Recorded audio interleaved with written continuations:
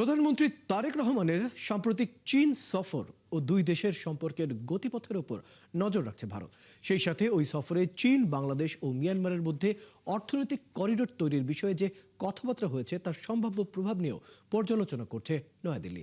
শুক্রবার ভারতের পররাষ্ট্র মন্ত্রণালয়ের সাপ্তাহিক ব্রিফিংয়ে বাংলাদেশ প্রধানমন্ত্রীর চীন সফর নিয়ে প্রশ্নের জবাবে একথা বলেন দেশটির পররাষ্ট্র মন্ত্রণালয়ের মুখপাত্র রণধীর জয়সওয়াল। তিনি বলেন, প্রতিবেশী দেশগুলোর যে কোনো ধরনের ঘটনা প্রবাহ ভারত নিবিড়ভাবে পর্যবেক্ষণ করে, ঠিক সময়ে প্রয়োজনীয় ব্যবস্থা নেয়।